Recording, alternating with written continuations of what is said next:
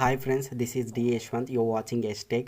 So today I'm going to reveal about the per unit representation in the power system analysis. So it is very important topic in the power system analysis. Apart from that, it is very important in gate examination also. So నేను ఈరోజు ఇది reveal చేయబోతున్నాను, చెప్తాను ఈ టాపిక్ని, ఎందుకంటే very important. ప్రాబ్లమ్స్గా ఉన్నాయండి. Next నేను వీడియోలో ఎక్స్ప్లెయిన్ చేస్తాను. అంతవరకు ఈ పర్ యూనిట్ అంటే ఎందుకు, అంటే పవర్ సిస్టమ్ అనాలిసిస్లో ఎందుకు యూజ్ చేస్తామనేది నేను ఫస్ట్ చెప్తానండి. సో ఎందుకు పవర్ యూనిట్ రిప్రజెంటేషన్ అంటే, ఇప్పుడు మనకి చాలా క్వాంటిటీస్ ఉన్నాయి. క్వాంటిటీస్ అంటే నథింగ్ బట్ వోల్టేజ్ ఉంది, కరెంట్ ఉంది, ఇంపిడెన్స్ ఉంది, పవర్ ఉంది. అవన్నిటికి యూనిట్స్ డిఫరెంట్ కదా. అవన్నీ మనము అంటే క్యాల్కులేట్ చేయలేం, డిఫరెంట్ వాల్యూస్ని క్యాల్కులేట్ చేయలేం. It is the time consuming process. అందుకనే మనం అవన్నిటిని ఒకే యూనిట్లో రిప్రజెంట్ చేయడాన్ని మనము పర్ యూనిట్ రిప్రజెంటేషన్ అంటాం. సో మనకు వోల్టేజ్ ఉంది, ఇక్కడ వోల్టేజ్ ఉంది, వోల్టేజ్కి వోల్ట్ అని. అలాగనే కరెంట్ ఉంది, కరెంట్కి యాంపియర్స్ అని. అలాగనే ఇంపిడెన్స్ ఉంది, ఇంపిడెన్స్కి మనకు ఓమ్స్ అని. అలాగనే పవర్ ఉంది, ఎస్కి పవర్ ఉంది. ఆ తర్వాత ఏంటి మనకు యూనిట్స్ వ్యాట్స్. అలాగ మనకు డిఫరెంట్ యూనిట్స్ ఉన్నాయి కదా. ఇవన్నిటిని కలిపి మనం ఒకే యూనిట్లో రిప్రజెంట్ చేసే దాన్ని మనం పర్ యూనిట్ రిప్రజెంటేషన్ అంటాం. ఓకే, సో ఫస్ట్ దీని డెఫినేషన్ చూద్దామండి. డెఫినేషన్ ఏంటి, అసలు ఎందుకు యూజ్ చేస్తాము. ఓకే, ఫస్ట్ డెఫినేషన్ ఏంటంటే, the per unit value of any quantity is defined as the ratio of actual value in any unit to the base is known as the per unit representation. Okay, నేను ఇక్కడ రాస్తాను definition. So the per unit value of any quantity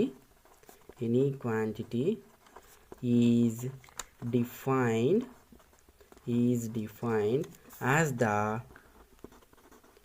ratio of actual value in any unit, okay, to the base. So this ఈ to the base. ఇది మనకు definition అండి. దీన్ని ఎలా represent చేస్తామంటే, per unit value is equal to మనకి ఏంది, actual value in any quantity divided by base value in same quantity. Okay, same quantity. లేకపోయినా or else you may right it as the PUV is equal to, అంటే per unit value అంటే మనం ఏం రాస్తామో, present value.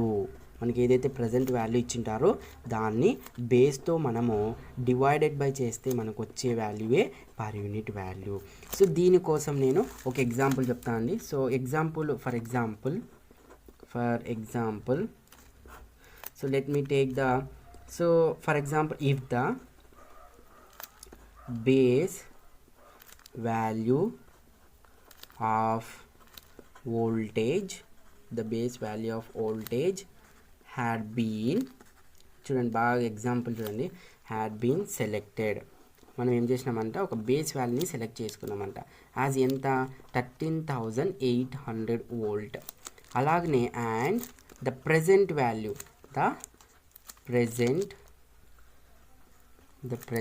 value is 11,000గా మనం select చేసుకున్నాం.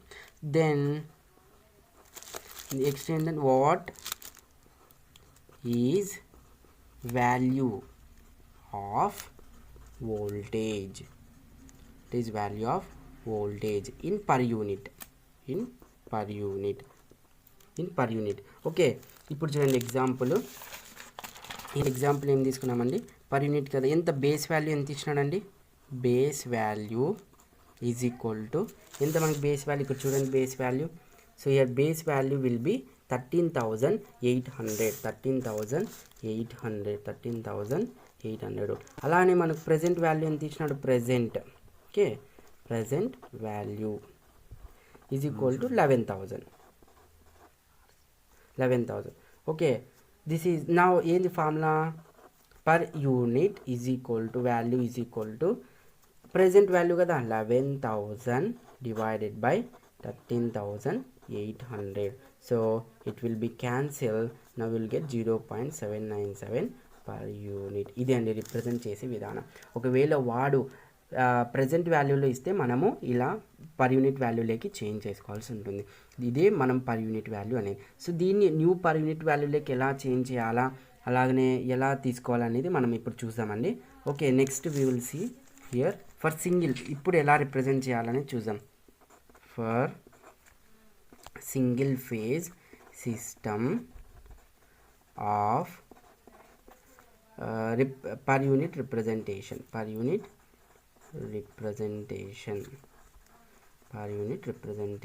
Okay, ఇప్పుడు మనము ఈ పర్ యూనిట్ రిప్రజెంటేషన్ని మనం ఇప్పుడు చూద్దాం.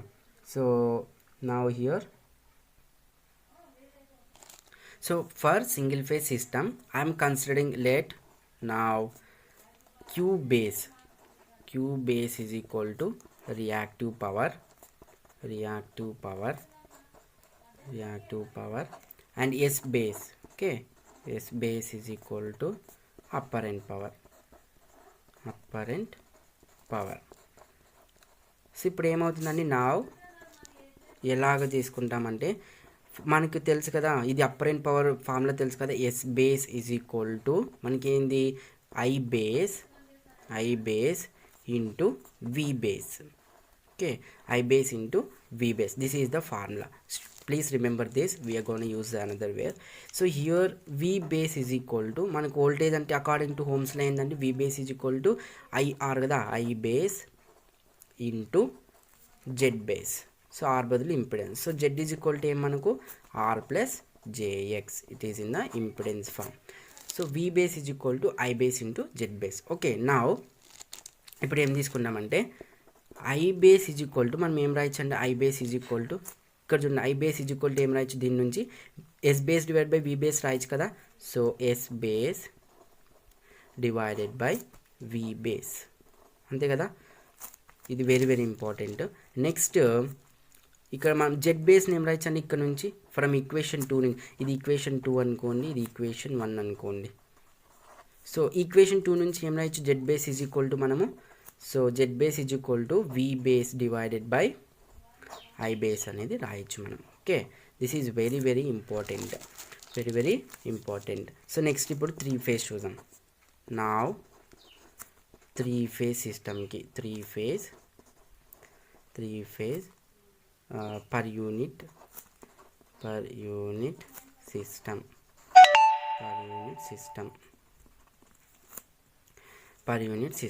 సో per unit system ఇక్కడ చూడు.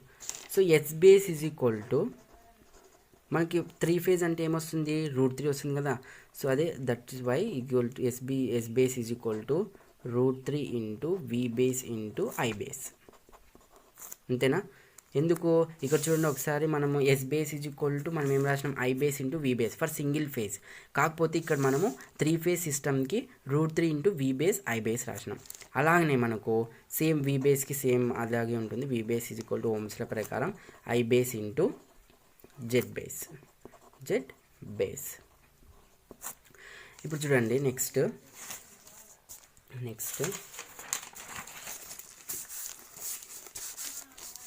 నెక్స్ట్ చూడండి, I base is equal to ఎలా ఇప్పుడు రిప్రజెంట్ చేస్తామో చూడండి.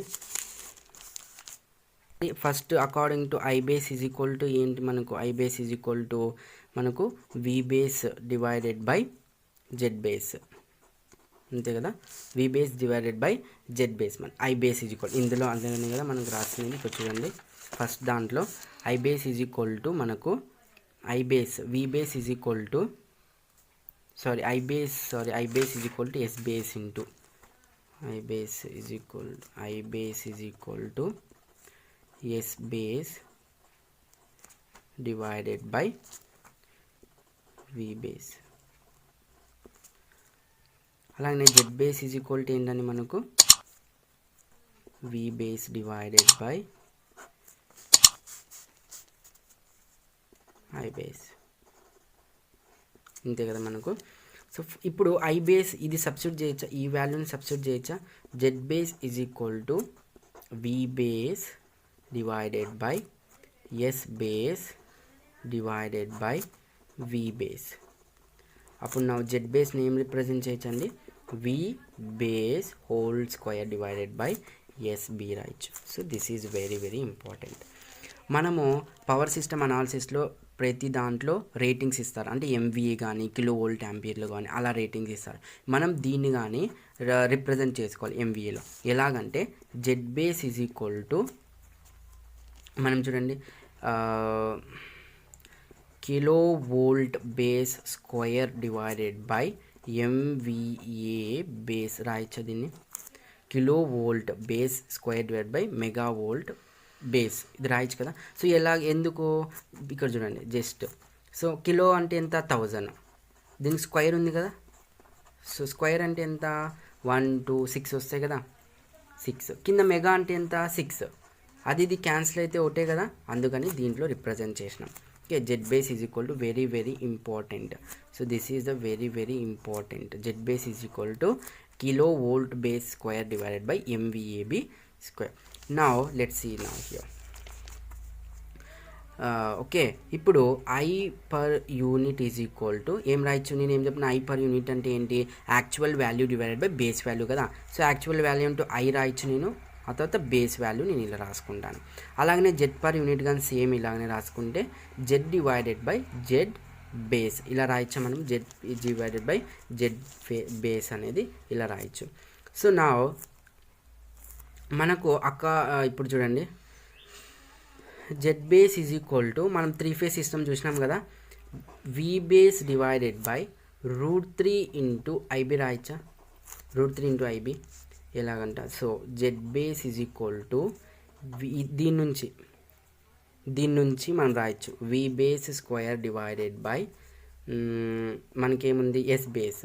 సో ఇక్కడ చూడండి, V base square divide by S base ఏంటి మనకి, SB is equal to √3 VB IB. అలానే ఇక్కడ √3 విబి ఐబి, ఇది క్యాన్సిల్ అయితే V base divided by √3 VB IB.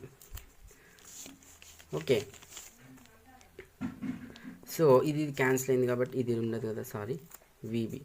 So VB divide by √3 IB అంది, ఇది ఇక్కడ అదే రాసినాం మనం, V base divide by √3 IB ఇక్కడ రాసినాం. So Z base is equal to V base divided by √3 into I base అంటే ఏం మనకు, ఎస్బి డివైడెడ్ బై విబి, ఇక్కడ రాయొచ్చు కదా, SB divided by VB. So will get Z base is equal to VB square divide by √3 SB. Okay, ఇది చూడండి. ఇప్పుడు next చూడండి ఇప్పుడు. సో ఇప్పుడు Z per unit is equal to, మనం ఏం రాయొచ్చు, Z divided by Z base రాసినాం. ఓకే, మనకు జెడ్ బేస్ అంటే ఏమి, Z divided by Z base అంటే kilo volt base square divided by MVAB. Okay, ఇది రాయొచ్చు. So Z into MVA base divided by kilo volt base square, ఇది రాయొచ్చా, Z per unit. So దీన్ని నేను ఇప్పుడు వోల్ట్ అనుకుంటున్నాను, జెడ్ పర్ పియు వోల్ట్ అనుకుంటున్నాను. Volt is equal to Z into MVAB volt divided by kilo volt base square volt. అలానే Z per unit new is equal to same అదే, Z into MVA B new divided by KVB square new. ఇది equation 1 అనుకోండి, ఇది equation 2 అనుకోండి.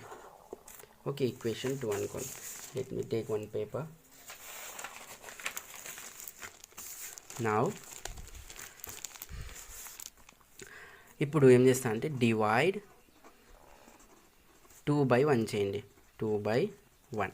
So ఏమొస్తుందండి, Z per unit new divided by Z per unit old is equal to MVA, ఇక్కడ Z ఉంటుంది, MVA new divided by KVA KVB kilo volt base square new into Z divided by MVA old divided by kilovolt base square old into z. ఇక్కడ z cancel.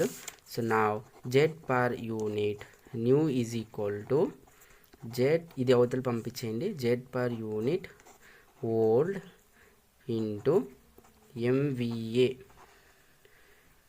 MVAB new is equal to new divided by, ఇప్పుడు ఏమొస్తుంది, sorry ఇక్కడ old వస్తుంది అనుకోండి, okay, MVA B old into KVB square old divided by KVB square new.